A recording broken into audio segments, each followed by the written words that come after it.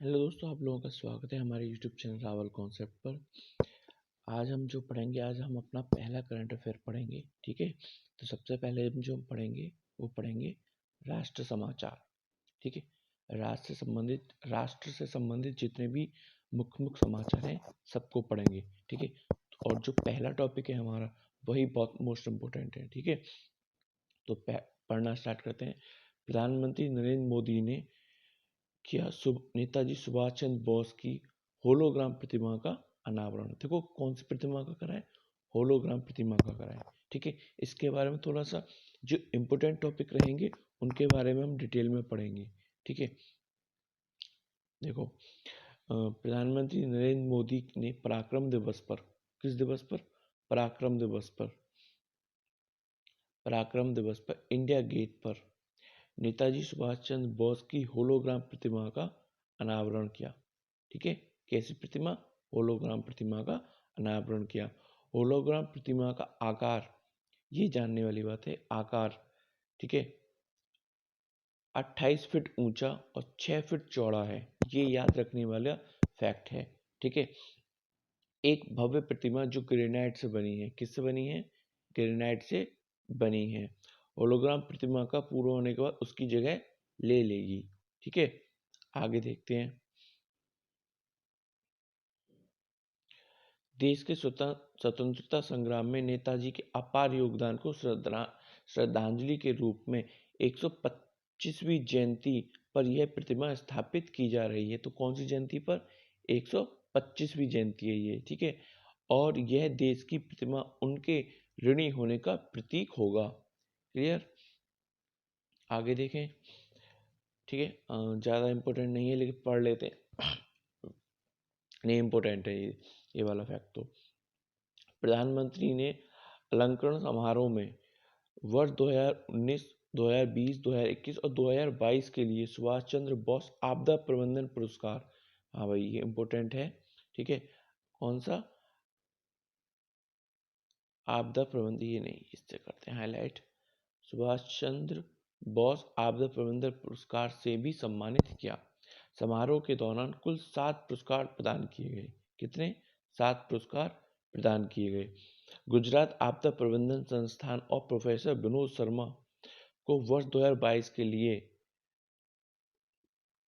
आपदा प्रबंधन में उत्कृष्ट कार्य के लिए सुभाष चंद्र बोस आपदा पुरस्कार के लिए चुना गया। किसको चुना गया, आपको चुना गया, कहाँ, विनोद शर्मा, प्रोफेसर विनोद शर्मा, प्रोफेसर विनोद शर्मा। ठीक है, व्यक्तिगत श्रेणी में, ठीक है, को चुना गया। क्लियर हो गया। अगला इंपॉर्टेंट है बहुत ज़्यादा, उसको देखते हैं। भारत का पहला जिला सुशासन सूचकांक लॉन्च किया गया है। ठीक है, इसके बारे में अच्छे से पढ़ते हैं। केंद्रीय गृह और सहकारिता मंत्री अमित शाह ने जम्मू और कश्मीर के 20 जिलों के लिए, किसके लिए स्पेसिफिक बताया गया है, जम्मू कश्मीर के लिए। ठीक है, जम्मू और कश्मीर के 20 जिलों के लिए भारत का पहला, ये भारत का पहला भी है, भारत का पहला जिला सूचकांक, जिला सुशासन सूचकांक जारी किया। जिला सुशासन सूचकांक में शीर्ष 5 जिले जम्मू, डोंडा, सांबा, पुलवामा और श्रीनगर को चुना गया। ठीक है, इसी क्रम में है ये, पहला जम्मू का स्थान, दूसरा डोंडा का, ठीक है, सांबा, पुलवामा और श्रीनगर। ठीक है, यह सूचकांक जम्मू कश्मीर के सहयोग से प्रशासनिक सुधार और लोक शिकायत विभाग द्वारा तैयार किया गया है। ठीक है, जिला सुशासन सूचकांक एक ढांचा दस्तावेज है जिसमें 116 डेटा बिंदु के साथ 58 संकेतांक वाले 10 शासन क्षेत्रों के तहत प्रदर्शन शामिल है। ठीक है, आगे देखते हैं। इतना इम्पोर्टेंट नहीं है वाला, लेकिन पढ़ लेते हैं। सरकार ने कृषि में ड्रोन को लोकप्रिय बनाने के लिए 40 से 10% सब्सिडी की घोषणा की।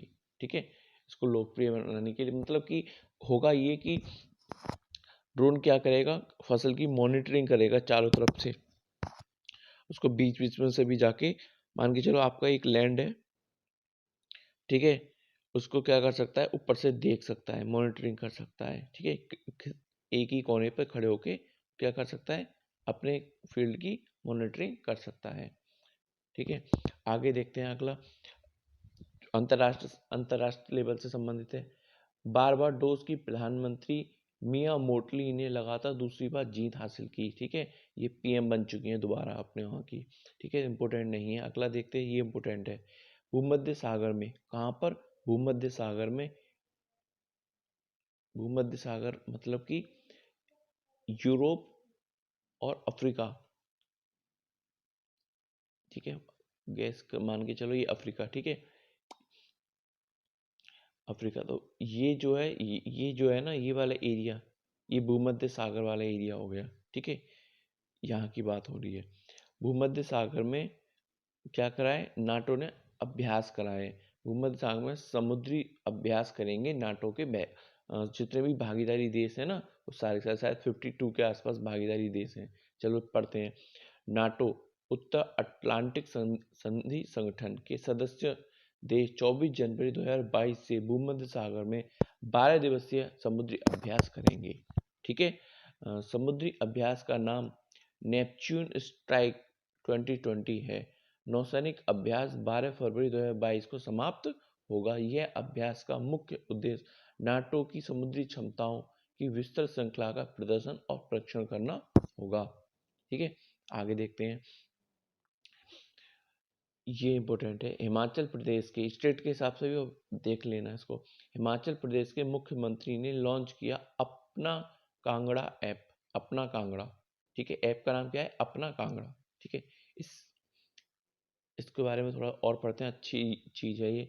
हिमाचल प्रदेश के मुख्यमंत्री जयराम ठाकुर ने धर्मशाला हिमाचल प्रदेश में अपना कांगड़ा ऐप और स्वयं सहायता समूहों के द्वारा हस्तशिल्प की शुरुआत की है, ठीक है। ऐप का उद्देश्य क्या है, ऐप का उद्देश्य पर्यटकों को परेशानी मुक्त अनुभव प्रदान करना और स्थानीय हस्तशिल्प की बिक्री को बढ़ावा देना।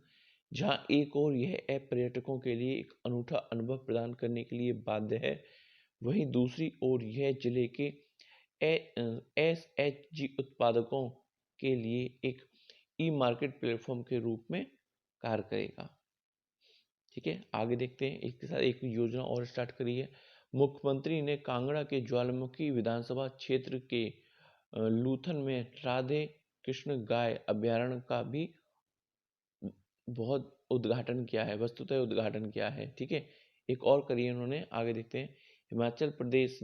हिमाचल सरकार ने या हिमाचल प्रदेश ने मवेशियों को चिकित्सा सेवाएं प्रदान करने के लिए मुख्यमंत्री हिम केयर योजना शुरू की। अब हिम केयर योजना शुरू किसके लिए की है, आप बता सकते हैं, मवेशियों की चिकित्सा सेवा करने के लिए, ठीक है। आगे देखते हैं। AVGC centre for excellence launch करने वाला कर्नाटक भारत का पहला राज्य बना। जरा इसको अच्छे से पढ़ लेते हैं। कर्नाटक सरकार ने महादेवपुरा बेंगलोर कर्नाटक में भारत का पहला एवीजीसी सेंटर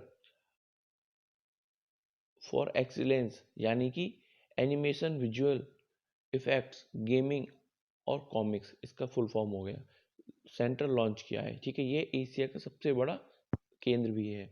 आगे देखते हैं, नियुक्ति वगैरह देखते हैं।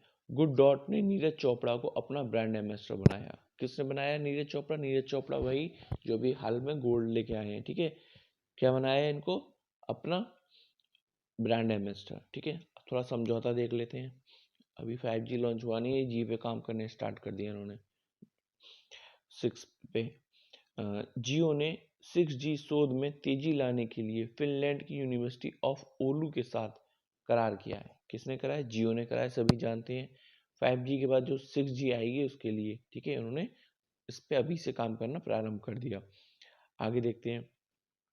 भारतीय सशस्त्र बल ने एंटी आर्म हथियार की आपूर्ति के लिए साप को चुना। ये इंपोर्टेंट है, किसको चुना है, साप को, किसके लिए, एंटी आर्म हथियार की आपूर्ति के लिए, ठीक है।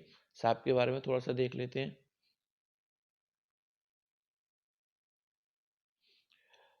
साप की स्थापना 1937 में हुई। इसका मुख्यालय स्टॉकहोम स्वीडन में है। साप का जो अध्यक्ष और सीईओ है माइकल जोहानसन है, ठीक है।